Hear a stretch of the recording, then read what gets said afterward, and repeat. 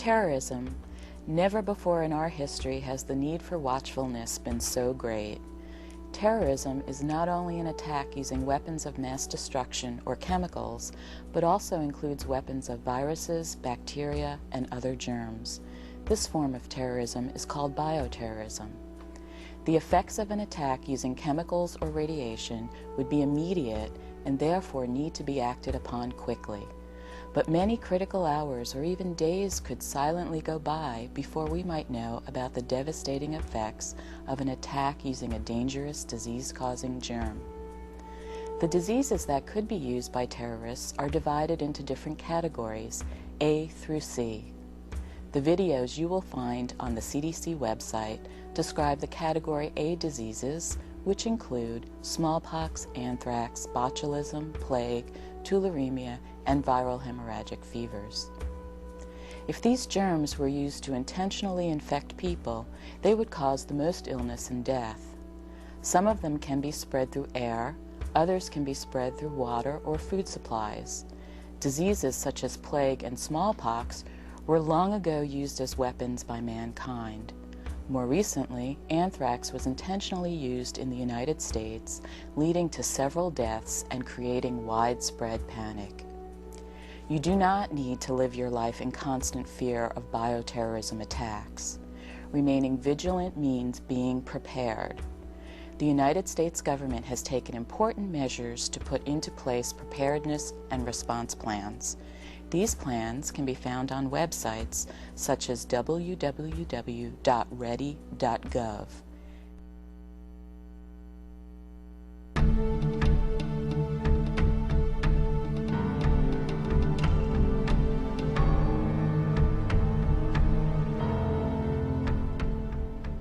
The idea of using disease as a weapon gained a new level of sophistication in the early 1930s as nationally funded research programs on biological warfare were developed. The Japanese had a very active offensive biowarfare research program which included a battalion known as 731. In their program, the Japanese conducted experiments on humans using 15 to 20 different disease-causing agents, with anthrax being one of their favorites. Allied prisoners of war and innocent Manchurian civilians in nearby villages provided an almost endless supply of experimental subjects. When word of Unit 731 leaked to the West, Allied forces began their own programs, concerned that Japan and possibly Germany would gain a military advantage in biowarfare research. On the third day after exposure, the casualties begin. Dead sheep can be seen further down the line. It is, of course, necessary to confirm that they've died of anthrax. In 1942, on Greniard Island off the coast of Scotland, the British conducted their first scientifically controlled biowarfare field trials. Scientists exploded anthrax bombs near immobilized sheep to determine if the spores would survive an explosion and retain the ability to infect anyone nearby. Test results showed that anthrax could in fact be effectively dispersed by explosive devices and could also remain viable in the soil for decades. This brought home the realization that if an anthrax bomb were dropped on a city like London, the results could have been catastrophic. Greniard Island was declared off-limits until it was decontaminated in the 1980s. It's now safe for both humans and animals. Like our allies, the United States responded to the perceived threats from Germany and Japan. In 1943, we began an offensive biological program with a modest research and development facility at Camp Detrick, which is now Fort Detrick, Maryland. By the end of the program, we had weaponized a total of 7 incapacitating or lethal human agents, including anthrax. In 1969, Richard Nixon renounced the use of biological weapons for the United States. I have decided that the United States of America will renounce the use of any form of deadly biological weapons that either kill or incapacitate. President Nixon visited Fort Detrick on the 25th of November, 1969. I remember that date quite well, because following his announcement of taking munitions and beating them to plowsheds, we all lost our job. and that was a very traumatic experience.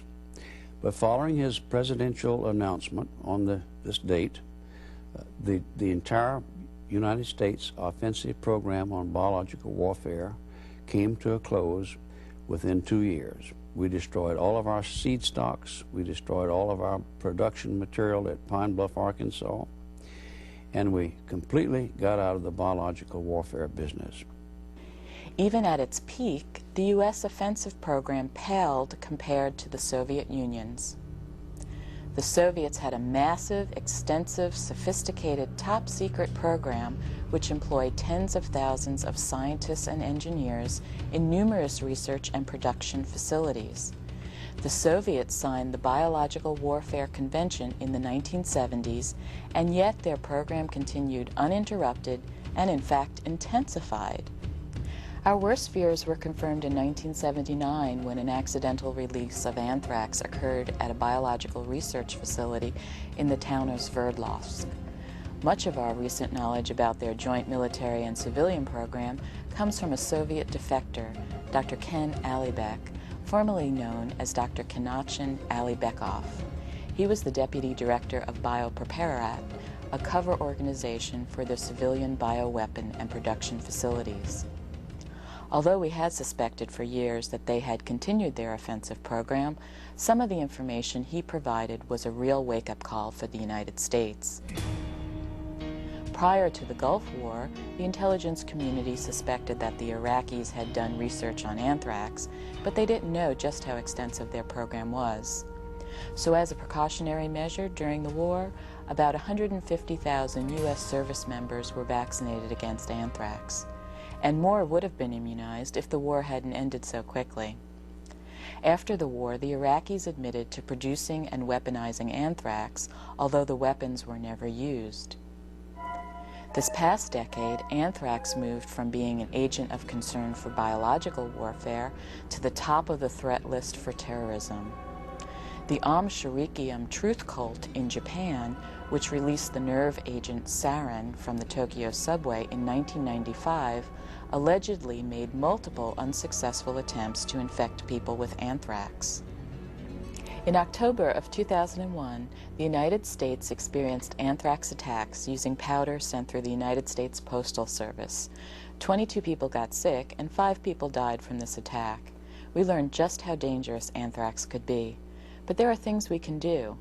The best defense against a bioterrorism attack is knowledge and preparation. The webpage ready.gov is a good resource for preparedness information. It can be found at www.ready.gov. Visit this webpage for detailed guidelines, facts, and what you can do to be ready in the event of an emergency.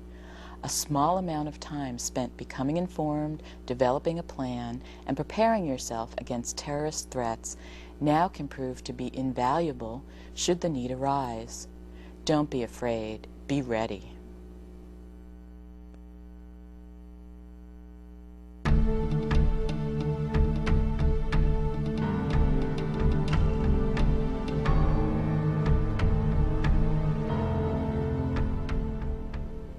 Man has used organisms found in nature to kill or disable his enemies since the Middle Ages.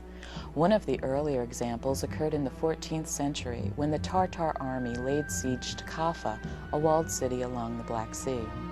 When an outbreak of bubonic plague began to ravage the Tartars, they decided to catapult the plague-ridden corpses into the city, thereby helping to start an outbreak within the walls. Shortly thereafter, the Genoese defenders within the city were stricken with plague and fled to Italy. They carried this infection with them to Europe, beginning the outbreak of the horrible Black Death, which decimated the European population.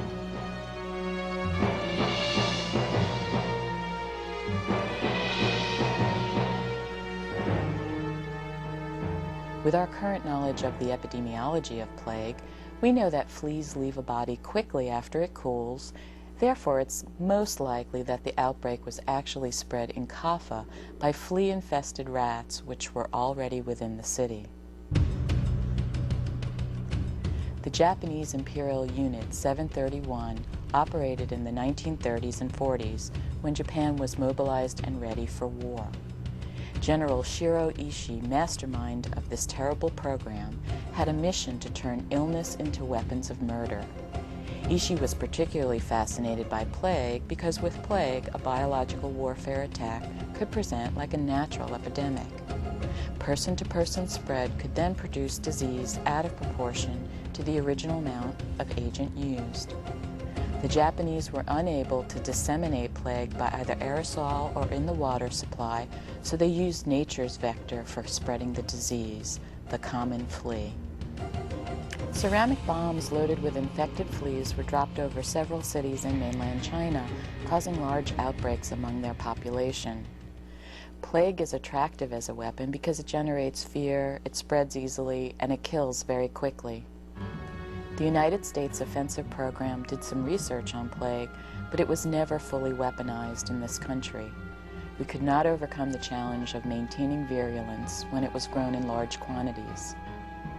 It's a weapon that, you know, it's a contagious agent, and we felt that in retrospect that we had enough problems controlling an aerosol under meteorological conditions that can change without having an organism that is so contagious so that, you know, you're not able to control where that organism might end up. It might come back to bite you, not only bite your forces, but some of your friendly allied forces also.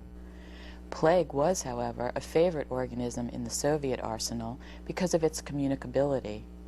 The Soviets overcame the virulence problems experienced by the U.S. According to interviews with the Soviet defector, Dr. Alibek, they had 1,500 metric tons of plague on hand at any given time and kept it ready for use in their intercontinental ballistic missiles. Due to storage problems, they frequently recycled their stockpile of plague with fresh agent. We're very concerned about terrorist use of plague because the agent is found not only in nature, but also in numerous biological supply houses throughout the world.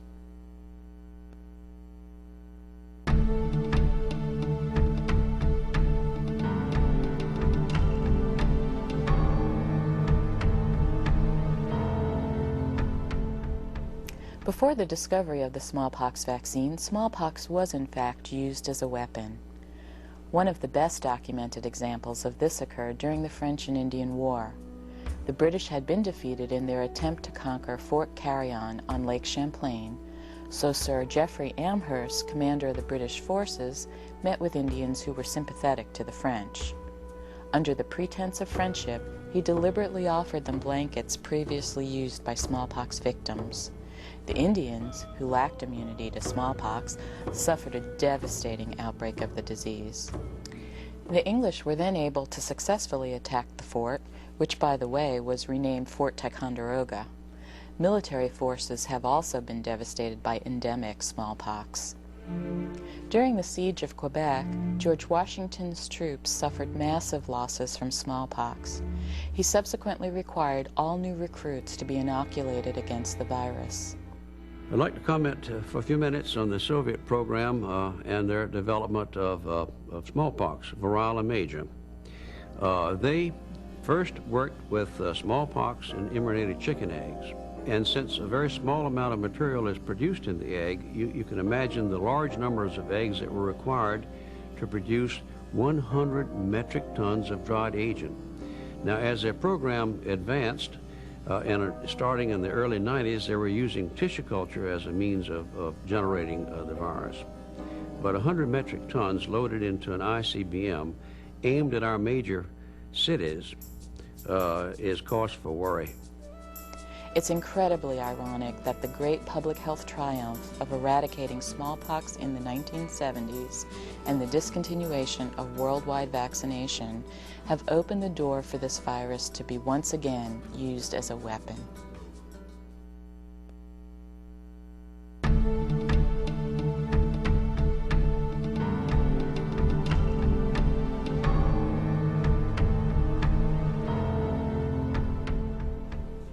Botulinum toxin is the most lethal substance known to man, so its potential as a weapon was appreciated early on. Supporters of Pancho Villa may have used botulinum against Mexican federales in 1910, While the details are unclear, it's been said that they left behind recipes where they actually buried pork and green beans for several days. They then dug up this horrible concoction and used it to contaminate food, and they also smeared it on sharp instruments that they used as weapons. During the Second World War, intelligence reports indicated that the Germans were developing botulinum toxin as a cross-English Channel weapon to be used against invasion forces. In light of this, it's ironic that a hand grenade filled with botulinum toxins may have been used by Czech patriots who were trained and equipped by the British to assassinate Reinhard Heydrich, head of the Nazi Gestapo, in 1942. Inconclusive reports suggested that he died from the effects of the toxin rather than injuries sustained from the shrapnel. The United States' interest in botulinum toxins may have grown in part out of our suspicions about the alleged German program. The Soviets studied botulinum as well. While the U.S. actually developed botulinum as one of the lethal agents in its arsenal, both the United States and the Soviets ultimately gave botulinum a lower level of priority. Botulinum's usefulness for dissemination over large areas was inferior to that of other agents like anthrax and tularemia. Botulinum appears to have been Saddam Hussein's favorite biological weapon. According to United Nations documents, Iraq produced 19,000 liters of liquid botulinum toxins and 8,500 liters of liquid anthrax. Much of this was loaded into bombs, and Saddam was apparently fully prepared to use these weapons. Obtaining the bacterial cultures for production of botulinum toxins was unfortunately relatively easy for the Iraqis. The Iraqis got the culture that they used for weaponization from a supply house in the United States, and they selected the same culture that we had weaponized back in the 40s and early 50s. So by getting this culture from the supply house, we saved them a lot of time and energy and effort because they didn't have to go out and search for a very strong toxin producer. Botulinum toxins aren't great open-air biological warfare weapons because of their limited range and relative instability, but terrorists could potentially use the toxins effectively in enclosed areas or to contaminate food supplies.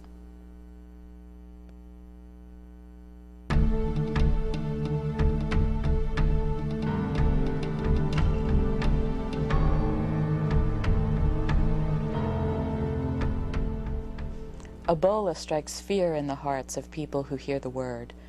Movies have been made about the dreadful outcome of becoming infected with Ebola.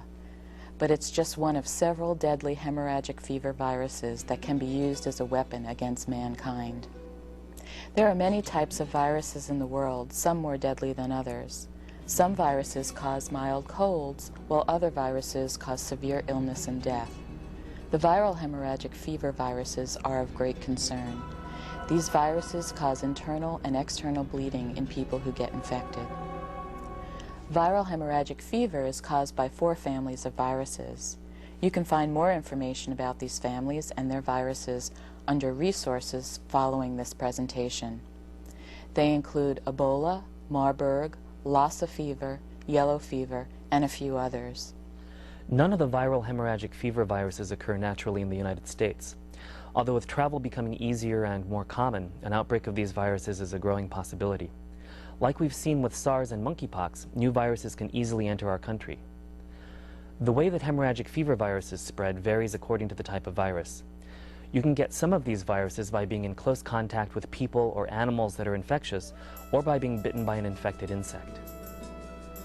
Some of these viruses may have been around for a long time.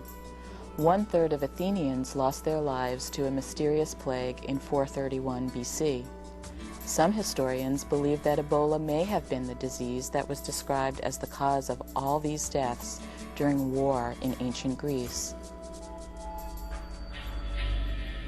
Hemorrhagic fever viruses are worrisome as possible biological weapons because they spread so easily. Infection can be transmitted by direct contact with infectious body fluids, or by infectious droplets that reach the mucous membranes of your nose, eyes, or mouth. Ebola has caused devastating outbreaks in several parts of Africa, killing entire families as well as nurses and doctors working in hospitals. A recent outbreak in the Republic of Congo caused hundreds of deaths and froze travel and commerce in large parts of the country. Other hemorrhagic fever viruses, including the ones that cause Lassa fever, Rift Valley fever, and Congo-Crimean hemorrhagic fever, have caused large outbreaks that killed people and, in some cases, livestock. Marburg virus, a close relative of Ebola, is already known to have been developed as a weapon. A terrorist attack using any of these viruses in a populated area could result in mass illness and many deaths. The Centers for Disease Control and Prevention and other agencies are staying alert to the possibility of attacks using these hemorrhagic fever viruses. Our partnership with health departments and physicians is critical to quickly identifying even a single case of one of these diseases in the U.S. We continue to be prepared to deal with the possibility of a large outbreak, but it's always best to contain an outbreak quickly before it grows out of control.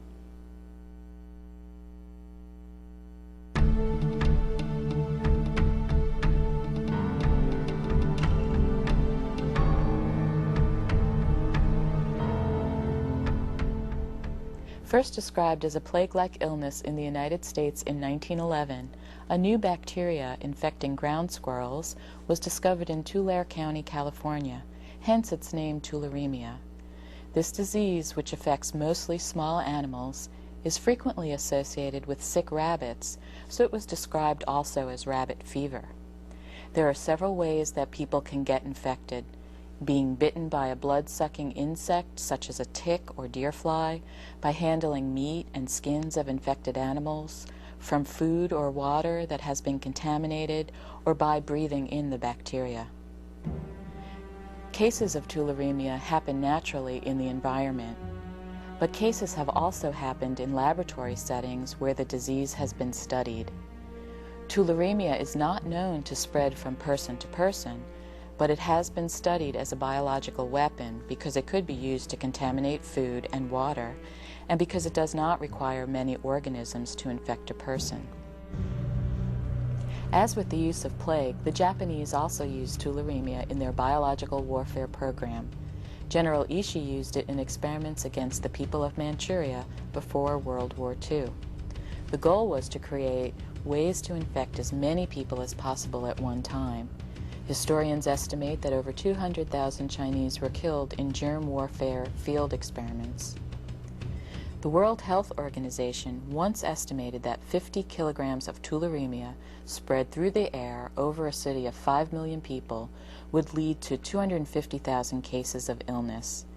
19,000 of these sick people would die. Illness from tularemia would be expected to last for several weeks. However, relapses can occur during the following weeks and even months. Tularemia is not a household name like plague is. However, it is potentially a dangerous disease that could be used as a weapon.